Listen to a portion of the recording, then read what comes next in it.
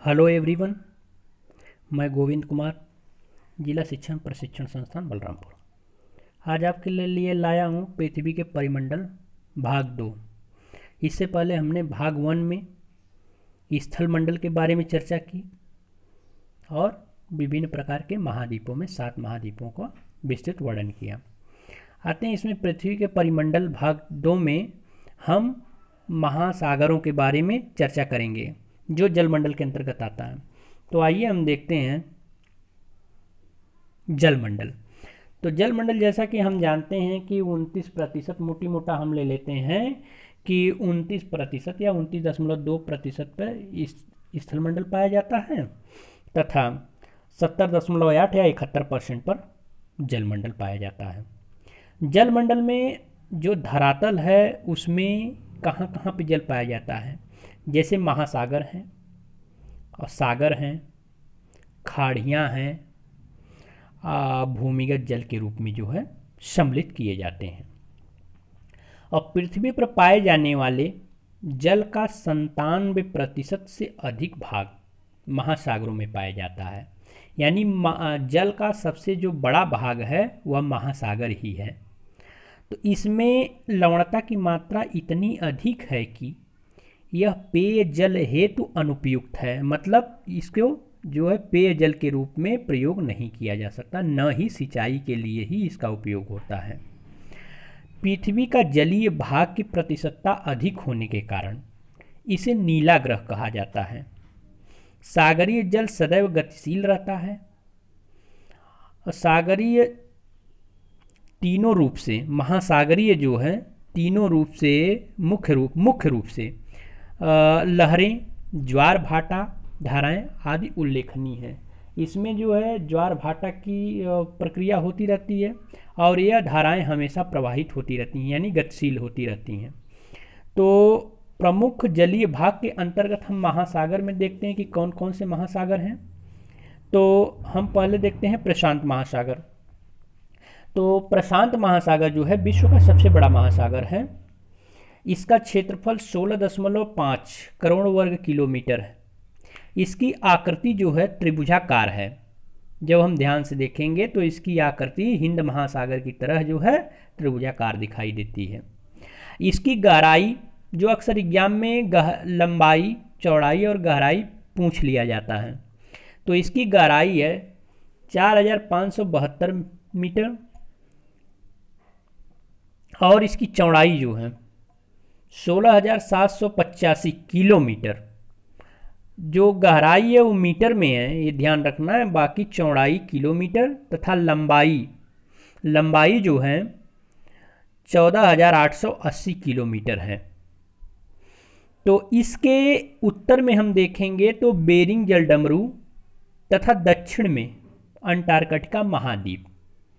पश्चिम में जब हम नज़र डालते हैं तो एशिया महाद्वीप तथा ऑस्ट्रेलिया महाद्वीप है, एवं पूर्व में उत्तरी तथा दक्षिणी अमेरिका महाद्वीप है। तो इस प्रकार से इसकी इन महाद्वीपों के बीच में इसकी स्थिति है।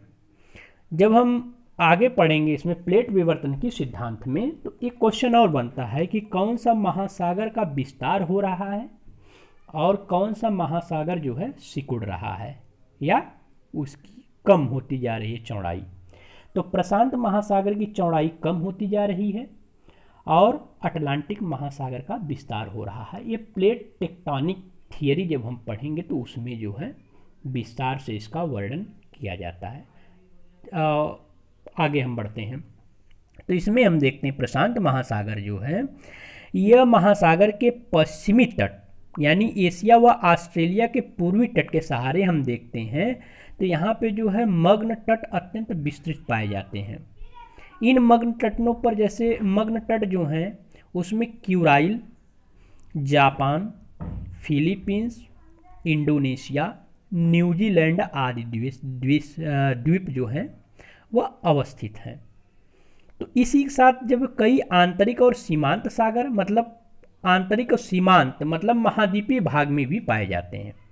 तो और यह जो है किस प्रकार से छोटे छोटे सागरों के रूप में जुड़े हुए हैं। तो इसमें जैसे बेरिंग सागर है, ओखोस्टक सागर। और इसके बाद जब हम पूरब में देखेंगे जापान के पास जापान सागर, पीला सागर, चीन सागर, जावा सागर, इस प्रकार से आदि जो है पाए जाते हैं। तो यह जो है प्रशांत महासागर के बारे में चर्चा हमने कर ली। अब हम आगे देखते हैं अटलांटिक महासागर। अटलांटिक महासागर ये जो विश्व का दूसरा सबसे बड़ा महासागर है। इसका जो आकार हम जब ध्यान से नज़र डालते हैं विश्व के मानचित्र पर या ग्लोब पर, जब हम ध्यान से देखेंगे तो इसकी आकृति यस आकार की दिखाई देती है। इसका जो क्षेत्रफल है 8.24 करोड़ वर्ग किलोमीटर है। इसके पश्चिम में उत्तरी तथा दक्षिणी अमेरिका और पूरब में यूरोप तथा अफ्रीका, दक्षिण में खुला हुआ है क्योंकि दक्षिण में अंटार्कटिका तक जो है खुला है। इसके उत्तर में जो है ग्रीनलैंड है, जब सबसे बड़ा जो है लैंड के रूप में विद्यमान है, बर्फ से ढका हुआ है। हडसन की खाड़ी, बाल्टिक सागर तथा उत्तरी सागर जो है स्थित हैं। अब जब हम इसमें बहुत नज़र जब डालते हैं तो 35 अंश दक्षिणी अक्षांश यानी साउथ की तरफ, तो इसकी पूरब से पश्चिम की चौड़ाई जो है सर्वाधिक है। पूरब से पश्चिम की चौड़ाई लगभग हम 5920 किलोमीटर है। और इसके बाद जैसे भूमध्य रेखा की ओर हम जाते हैं, भूमध्य रेखा की ओर निरंतर सकरा होता जाता है। तो इस प्रकार से अब इसमें हम देख लेते हैं महाद्वीपीय मग्न तट जो है महासागर के दोनों तटों पर पर्याप्त विस्तृत है। जैसे कि नज़र डालते हैं अफ्रीका के तट के समीप हम देखते हैं तो इसकी जो चौड़ाई है 80 से 160 किलोमीटर तक है, किंतु वहीं उत्तर पूर्व अमेरिका और उत्तर पश्चिमी यूरोप के तट पर हम देखते हैं तो यहाँ पे इसकी जो चौड़ाई है सर्वाधिक बढ़ जाती है। इसकी चौड़ाई लगभग हम मानते हैं कि 250 से 400 किलोमीटर तक जो है फैला हुआ है। अब मग्न तट स्थित सागरों एवं खाड़ियों में हम देखेंगे तो कैरेबियन सागर हैं, मैक्सिको की खाड़ी, हडसन की खाड़ी, उत्तरी सागर, बाल्टिक सागर और इसके बाद डेनमार्क जलडमरू, बिस्के की खाड़ी, भूमध्य सागर व गिनी की खाड़ी आदि जो है प्रमुख खाड़ियाँ। तो इस प्रकार से जो है इसमें हम एक चीज़ और देखते हैं कि इसमें जो है मध्य अटलांटिक कटक भी पाए जाते हैं। जैसे कि यह अटलांटिक महासागर की सबसे बड़ी विशेषता है। यह उत्तर में जैसे आइसलैंड से दक्षिण में बोबेट द्वीप, एक बोबेट द्वीप है, तो यह यहाँ तक जो है 14,400 किलोमीटर लंबाई में फैला हुआ है। कभी कभी पूछ लेता है इसकी कटक की जो है लंबाई कितनी है, तो इसकी कटक की लंबाई 14,400 किलोमीटर है।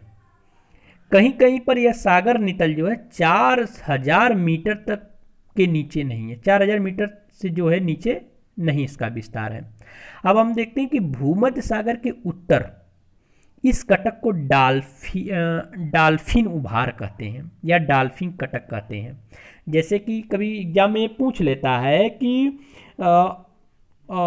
अटलांटिक महासागर के उत्तर में यानी कि भूमध्य सागर, अरे ये भूमध्य रेखा जो है या विषुवत रेखा के जब हम उत्तर यानी विषुवत रेखा के उत्तर में उत्तरी गोलार्ध तथा दक्षिण में दक्षिणी गोलार्ध के रूप में जो है डिवाइड किया जाता है। जैसे 0 डिग्री जो 0 डिग्री जो अक्षांश है, 0 डिग्री अक्षांश यानी भूमध्य रेखा, तो इसके उत्तर में उत्तरी गोलार्ध तथा दक्षिण में दक्षिणी गोलार्ध। तो इसमें हम देखते हैं कि जब भूमध्य रेखा के उत्तर में इस कटक को डाल्फिन या डाल्फिन उभार या डाल्फिन कटक कहते हैं तथा दक्षिण में इसे चैलेंजर उभार कहते हैं। ये चीज़ आप लोगों को ध्यान रखना होगा कि भूमध्य रेखा के उत्तर में क्या कहते हैं और भूमध्य रेखा के दक्षिण में इसका नाम, इस कटक को क्या कहा जाता है। ठीक है, इसके बाद हम आगे बढ़ते हैं हिंद महासागर। तो हिंद महासागर के बारे में जैसे जानते हैं कि यह विश्व का तीसरा सबसे बड़ा महासागर है। सबसे बड़ा प्रशांत महासागर, दूसरा अटलांटिक महासागर, तीसरा हिंद महासागर। तो जैसा मैंने बताया कि हिंद महासागर की आकृति त्रिभुजाकार है, यानी प्रशांत महासागर की आकृति भी त्रिभुजाकार थी और हिंद महासागर की भी आकृति त्रिभुजाकार है।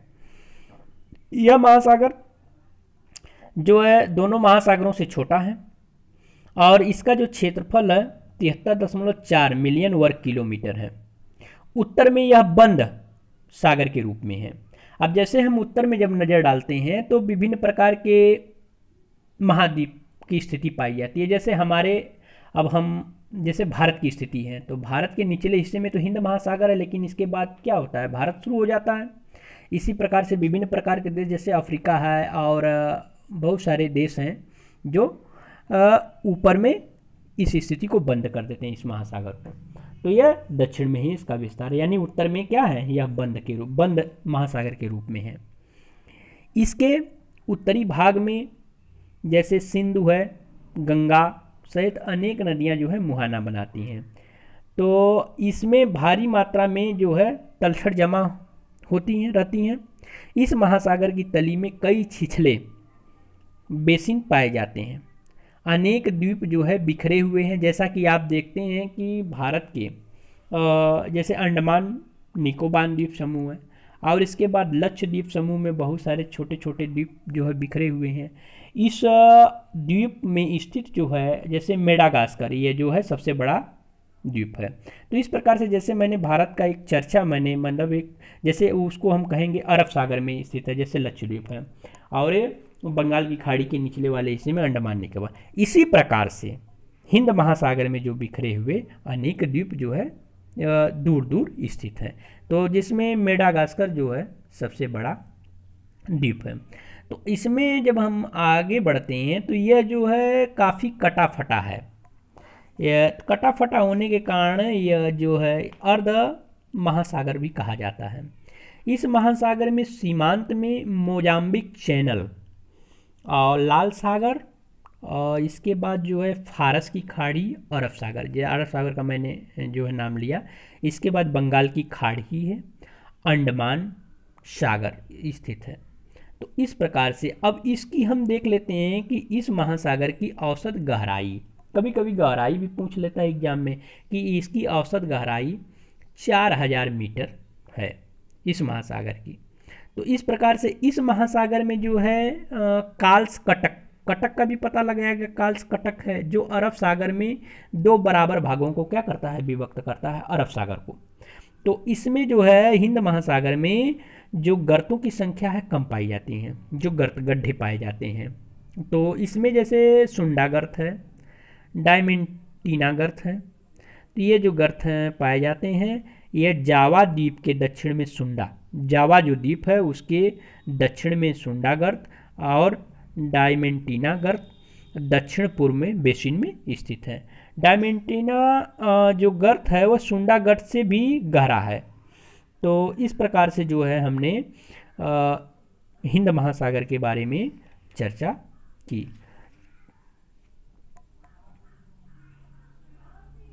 धन्यवाद।